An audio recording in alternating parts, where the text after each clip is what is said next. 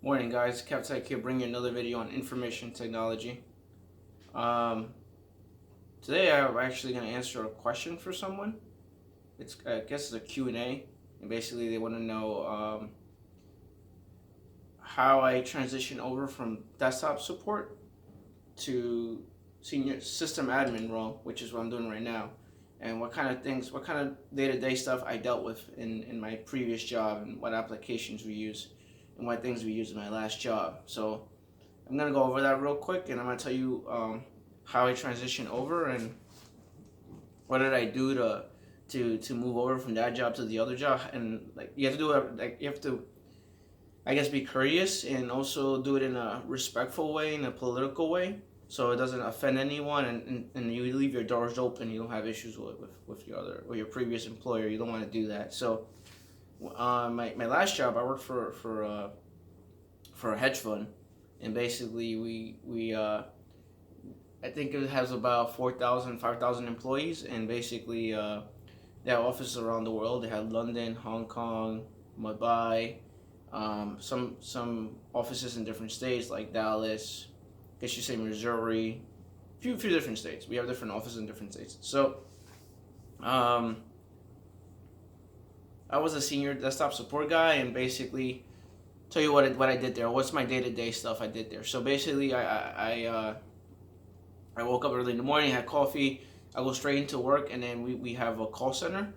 So basically, I would log into the call center. We have a call center, so I log into the call center, and basically we would get calls about anything to do with Active Directory, like adding people to certain distribution groups, um, basically resetting passwords. I need to log in. I need access to the certain drive, the certain folder. Um, I need you to help me with my emails on my phone. We use Mobile Iron application. Basically, it basically is for security reasons. We had that, so we know what's going on the phone. We can manage the phone. You could erase the phone. You could wipe the phone clean. You can unlock a phone as well. You can do a lot of things on it. Basically, it's for compliance reasons. We will put Mobile Iron on their phone, but thing is, we will give them a company phone. It won't actually be their phone, so they don't mind. They don't mind doing that. So basically, we'll give them a company phone, and then they will put Mobile Iron, and we'll put Dual in it as well. And Dual is an application that allows you to authenticate when you're trying to go into Citrix website to go to the website. You need Dual. So when you log in for the first time, it'll prompt you for Dual. You get a push from Dual on your mobile phone. You accept the push, and you're able to log into your profile or your account, and you're able to run your application. So that's basically what Dual allows you to do, what it does. Um, I also dealt with phone service. We had our own account for AT&T, so I was able to change phone plans for people. Like if they're traveling out of the country, I would do international stuff. I would set up international services on their phone, and they're able to basically travel out of the country. Like, oh, I'm going to Italy, I'm going to France, or whatever. I'm going out of the country. Can you enable international roaming for me? I'm like, yeah, I'll enable it for you. Let me check first to see if that country is allowed to have roaming, international roaming on it. So I would check that. Um, Basically, other stuff I would deal with would be VPN issues. I can't connect VPN. Um, they have most people use laptops. I can't log into my laptop. I forgot my password. It's this secure dock login screen, this encryption drive screen I never seen in my life before. I can't log into this computer, so we had a secure dock application. Basically, it encrypts the drive. It stores your password in there, and sometimes they forget their passwords, or sometimes the password's not up to date on that computer, so it doesn't have the new password, so you can't log into it. So we will give them like a temporary bypass code, and they're able to log in. And basically, we will troubleshoot and help them update their password on their laptop. That's basically what SecureDoc does, or what it's supposed to do. That's also what we dealt with. We also dealt with common software application. Outlook not working, Word not working. I need to install this application, but I require admin rights. I need you to help me with my printer. I can't print for some reason. I For some reason, my Outlook keeps crashing. For some reason, my Excel keeps crashing. Um, I'm trying to log into Bloomberg. I can't log into Bloomberg, which is a financial application. I can't log into Cap IQ, which is another financial application. Um, I can't. Every time I open Excel, it keeps crashing. I'm trying to run a macros data file, and it's not updating properly. Stuff like that. There's like a lot of crazy stuff. So stuff like that, and other things I would deal with is new hires. So we would set up new hires on the weekends because I work the weekend shift. I work the weekdays and the weekend shift. So because I just straight out just worked like crazy. I worked on the weekend shift, and I was also the on-call guy in the weekend shift. People will call me all the time for any issues. So like I would be because we had different floors. I would be like on the 22nd floor, for example, and someone will call me like, oh, hey, I'm like, good morning, IT help desk. How's it going? Good. I need your help. What? I can't log into my computer. My computer's locked out. I'm like, okay, what's going on? Oh no, I can't log in. I'm like, oh. I tried my password too many times. I'm locked out now. Well, okay, let me see. So I'll be upstairs like setting new hires, and then people will be calling me while I'm working. I'm like, man, why are you calling me now when I'm finishing this up? And then I'm like, all right, whatever, I'm gonna take care of it right now. Cause you're well, you don't know, but like I was by myself on the weekend, so then I would get all these crazy calls, and I'm by myself trying to set up these new hires, and people will call me on the weekend, and it's a big company, so you get calls from all over the place, all over the world. So people will call me while I'm setting up a monitor or a computer, or I'm setting up a desktop for a couple of new hires, and then you get all these crazy calls, and I'm not even at my desk, so I can't do anything, and I have to try to go into another computer or a computer around there, log in locally, and then try to remote into my computer. That's basically what I would do, so I could help them with their problems. So that's what I did. So we had new hires as well. Use the via phones, so I will log into the phones for the new hires. The phone doesn't come up. Obviously, I will go to the IDF room. I'll look at the number, the port number. I will patch it in. We also had contracts with construction workers. So I would be with construction workers. I would be like, okay, so this room over here and this room over here, it's a big office. I needed to be two separate offices now. So we need to cut it down in half. Put a giant wall and make sure there's two offices instead of one, because we got two new hires starting in 2 weeks from now. So I need that to be two separate offices. So it's basically what I would deal with as well. Stuff like that. So I did a lot of different things in that job. Level 1 issues. My hard drive is crashing. I need more memory. My computer is slow. Can I get a new computer? We use SSCN. We would image computers. What else? My laptop doesn't work. I need you. So we had an application called Altiris, and basically the application allows you to push software into a computer. So I would push software in the back end. If I know the computer name and they're connected to the network, you can push out software to a computer. So we'll push out for example, Zoom, which is an application that allows you to do video meetings with someone else, or Cisco WebEx for some reason. That's another example. Some of the stuff that we'll deal with. As well, you would have issues with absence, and basically absence redirects your profile and your settings, redirects your desktop, redirects your folders, redirects all your settings you save on Chrome or IE. It also redirects all your settings you saved on Microsoft, like for example, like certain shortcuts and stuff like that. Absence. So basically, what absence is basically when you log into another computer, it pushes out all those settings on that computer. So you can log into 3-4 computers, and then you'll have your same settings on that other computer, which is kind of cool because basically, if you make any changes on your desktop, you add like folders or you save stuff on your desktop.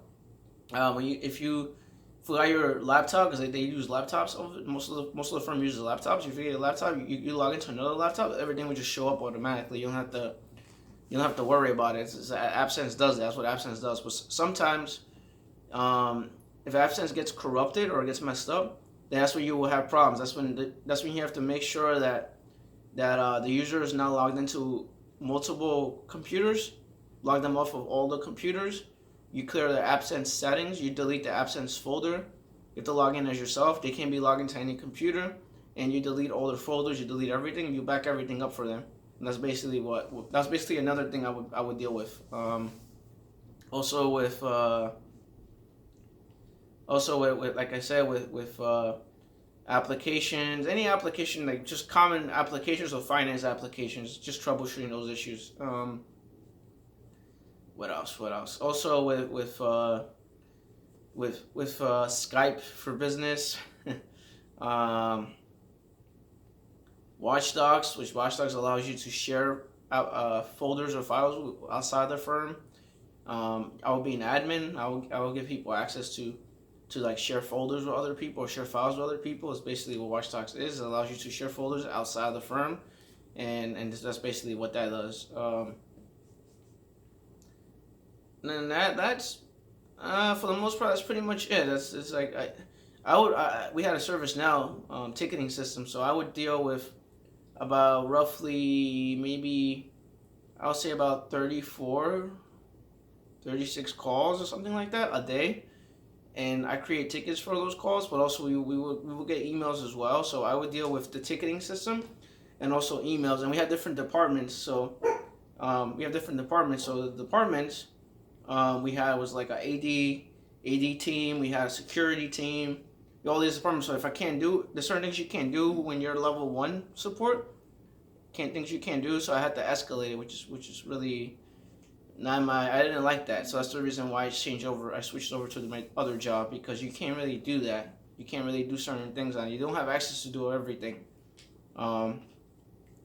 So how I moved over from that job to the other job, I'll tell you right now what I did. So I spoke with my manager, and I gave him I spoke with him. First I spoke with him, and I told him, listen, he gave me a raise. And I said, yeah, I'll give you a raise. So he gave me a raise. And I'm like, oh, okay, I'm happy with that. But then the reason why I got the job, the reason why I wanted the job was because I thought he was going to move me to like the AD messaging team or to work closely with the system admin team or something like that. But that never happened, because in my job before that, I did all that stuff. I did DNS, DHCP, creating group policy objects, and doing all the stuff that server admin people do. Did that in my other job, and in this job you can't really do anything. You have to escalate everything, which is I don't like that. I don't like escalating, so I like to do it myself, or I like to help the user.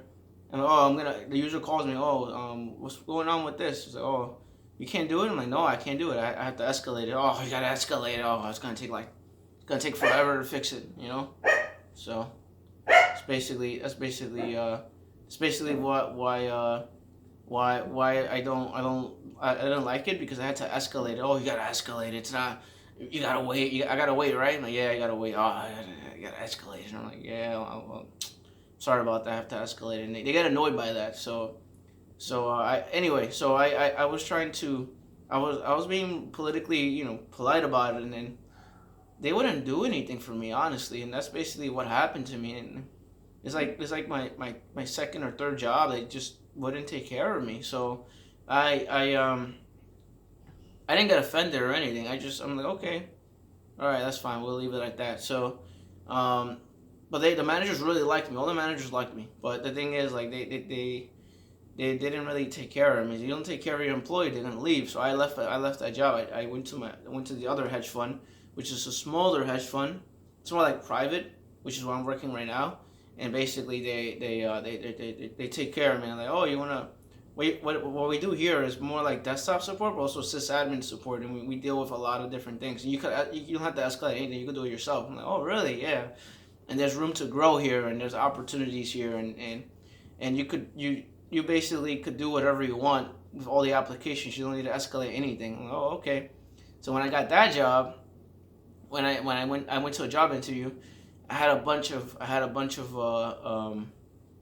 in a room, and there was like a bunch of people, right? Like a bunch of important people in that room, and I was nervous. You get nervous. I was nervous, and they were asking me more like I guess like personality questions, personal questions, but also check my resume and ask me about my resume and see what I did on a day to day basis. And it was pretty much similar to the job, that job versus the job I'm working now. They're both like similar kind of, except my current job I could do everything. I don't have to escalate it. So I gave my other job 2 weeks notice, and they're like, no, we don't want you to go. We want you to stay. And I said, I already spoke with them. I'm changing jobs. I'm just giving you my 2 weeks notice. And then okay, all right, that's fine. And then they accepted it, and I gave them the 2 weeks notice, and I left. I left without causing any problems, basically. So basically, when you're trying to change from one job to another job, I that's basically what I did. So I was doing IT senior desktop support, and this other job came with an opportunity. They saw my resume, they saw everything. They're like, oh, he did desktop support for this hedge fund, but also he has experience, and also the job before that he did a lot of server admin stuff, which is the MSP job I told you about. So he knows about 50-50 of everything. So we should definitely get him. They like my personality. They like that I'm very self-driven. They really like that I was very determined and ambitious. But also they also like that I'm also willing to learn, and I'm also good with customer service. And they saw that in me, and that's the reason why they hired me. It was more like personality and not more technical. Because even the manager said that you could learn everything here. We're looking for someone that fits with the culture or fits with the company, not more like that, and less of learning IT stuff, because anyone can learn IT. But they really liked me, so that's the reason why I got hired. And that's how I moved over. I gave my 2 weeks notice. I try to leave as calm as possible. Before I left, all my coworkers really liked me. All my managers really liked me, so they gave me a thank you card for working for them and working with them before I left. And that's basically it. And they really liked me, so I didn't have any problems when I left.